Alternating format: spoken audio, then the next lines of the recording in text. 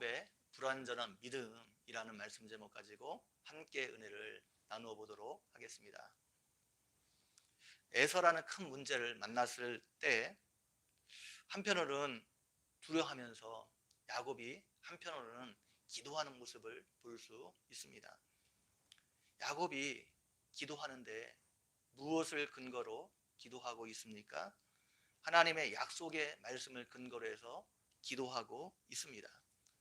9절에서 야곱은 자신이 가나안 땅에 오게 된 것이 자신의 임의로 온 것이 아니라 하나님께서 돌아가라고 명령하셨기 때문에 왔다 말하고 있습니다. 그 명령에 지금 순종해서 자신이 가나안 땅에 오게 되었으니까 하나님이 책임져 주셔야 합니다. 그렇게 9절에서 기도하고 있습니다. 10절에 지금까지도 하나님이 나에게 감당할 수 없는 은혜를 주셨습니다. 내가 지팡이 하나만 가지고 이 요단을 건넜는데 지금은 2때나 이루었다 말하고 있습니다. 이제까지 라반에게서 나를 지켜주신 하나님이 이제 에서에게도 나를 지켜주십시오. 그런 의미로 기도하고 있는 것입니다. 야곱은 기도하면서 12절에서는 하나님의 약속의 말씀에 근거해서 기도하고 있습니다. 주께서 말씀하시기를 내가 반드시 내게 은혜를 베풀어 내 씨로 바다에 셀 수 없는 모래와 같이 많게 하리라 약속하셨습니다. 그 약속대로 하나님 나를 지켜주십시오. 기도하고 있는 겁니다. 야곱이 분명히 믿음이 있었습니다. 그렇기 때문에 약속의 말씀을 붙잡고 지금 기도하고 있습니다. 그런데 문제는 야곱이 기도하면서 여전히 불안과 염려 가운데 사로잡혀 있었다는 것입니다. 그래서 한편으로는 하나님을 의지하면서 한편으로는 인간적인 방법을 의지하는 모습을 볼 수 있습니다. 오늘 본문에서 야곱은 에서를 위한 예물을 준비하고 있습니다. 여기서 예물로 번역된 히브리어 단어가 민하입니다. 민하는 선물, 예물, 봉헌물이라는 뜻이 있습니다.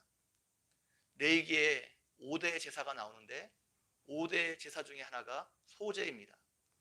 소제의 히브리어가 민하입니다. 똑같은 여기서 예물로 사용된 똑같은 말이 민하인데 여기서는 예물로 번역되어 있고 레위기에서는 소제로 그것을 번역했습니다. 그러니까 소제도 일종의 하나님께 드리는 예물, 선물입니다. 선물은 사람의 마음을 누그러뜨리는 기능을 하고 있습니다.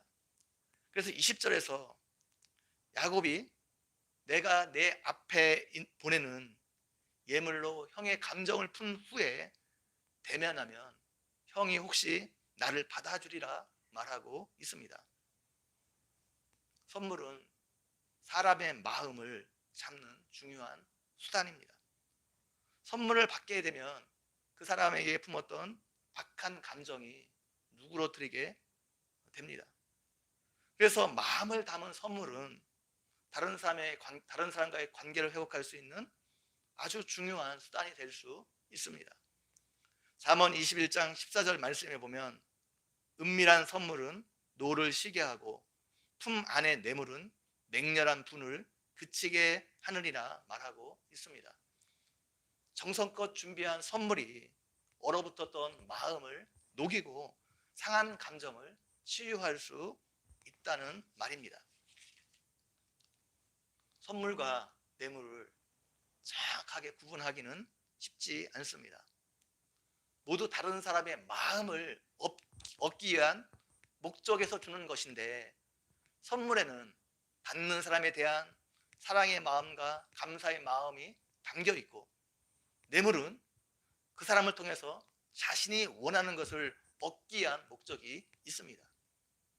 지금 야곱이 에서에게 준 것이 선물입니까? 아니면 뇌물입니까? 이것이 선물인지 뇌물인지 정확하게 구분하는 것은 어렵습니다. 야곱이 에서에게 분명히 이 선물을 통해서 에서로부터 그 목숨을 구하고자 하는 마음이 있었을 겁니다.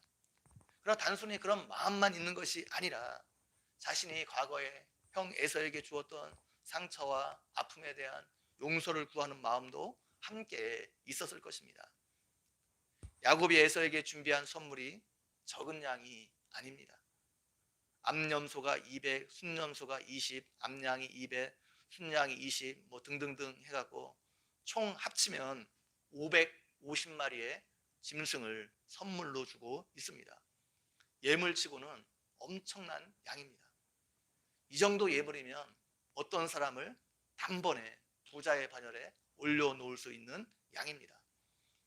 예물을 보내는데 에서의 마음을 누그러뜨리기 위해서 최대한 효과를 내려는 모습을 볼 수 있습니다. 세 떼를 나누어 거리를 두고 순차적으로 에서에게 도착하도록 했습니다. 선물을 받을 때마다 에서의 마음이 누그러뜨려지기를 기대한 것입니다. 야곱은 하나님께 기도했지만 여전히 불안했습니다. 그래서 자신이 할 수 있는 한 최선을 다해 인간적인 방법을 함께 동원하는 것을 볼 수 있습니다. 그러나 궁극적으로 에서의 마음을 변화시킨 것은 하나님이 변화시켰지 에서가 사용한 인간적인 방법이 아니었습니다. 하나님께서 에서의 마음을 변화시켜 주셨습니다. 하나님은 우리가 기도하면서 인간적인 방법을 의지하는 것 별로 좋아하지 않습니다. 물론 이것은 우리가 기도하면서 아무것도 하지 말라는 말이 아닙니다. 우리가 기도하면서 우리가 할 수 있는 한 최선을 다해야 됩니다. 우리가 하나님 앞에 좋은 진로를 위해서 기도하고 아무것도 안 하는 것, 이것은 하나님을 향한 불신입니다. 뭔가 열심히 노력하고 수고하고 땀을 흘려야 합니다. 우리는 단지 기도만 하는 사람이 되어서는 안 됩니다. 기도하고 우리가 할 수 있는 한 최선을 다해야 됩니다. 우리에게 맡겨진 일에 최선을 다해야 됩니다. 그런데 그 우리의 최선을 의지해서는 안 된다는 것입니다. 궁극적으로 그것을 이루시는 분이 하나님이시기 때문입니다. 야곱이 기도하면서 여전히 에서를 두려워한 것은 아직 하나님께 모든 것을 맡기지 못했기 때문입니다. 아직 하나님을 온전히 신뢰하지 못했기 때문입니다. 하나님은 그런 모습에서 우리가 한 단계 더 성장하기를 원하십니다. 모든 것을 철저하게 하나님께 맡기고 하나님께서 이루어 주시기를 바라고 기대하는 그런 믿음을 우리가 갖기를 원하십니다. 온전히 하나님을 신뢰하기를 하나님께서 원하십니다. 그래서 하나님은 약복강가에서 야곱을 찾아와 씨름하신 것입니다. 하나님을 더 온전히 신뢰하는 사람으로 야곱을 어떻게든지 만들려고 이제 내일 살펴보겠는데 약복강가의 씨름이 거기에 목적이 있는 겁니다. 여러분 이것을 기억하고 온전히 하나님만 신뢰하고 의지하며 나가는 여러분 모두가 되기를 주님의 이름으로 간절히 축원드립니다. 저는 기도드리겠습니다. 하나님 아버지, 오늘도 말씀을 통해서 우리에게 은혜 베풀어 주신 것 너무나 감사합니다. 하나님 아버지, 야곱이 하나님께 기도하면서도 여전히 두려워하고 무서워하고 그 상황을 회피하고 싶은 그런 마음, 또 인간적인 마음을 또 방식들을 동원하며 문제를 해결하는 모습들을 볼 수가 있습니다.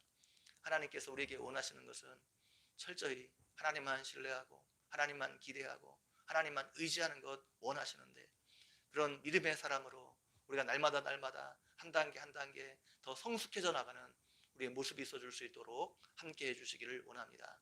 오늘 하루도 모든 일 가운데 철저하게 하나님만 신뢰하고 하나님만 기대하고 하나님이 일하실 것을 기대하며 하나님께 나아가는 우리가 되어줄 수 있도록 함께 해주시기를 원합니다. 감사합니다. 예수님의 이름으로 기도 올리옵나이다. 아멘.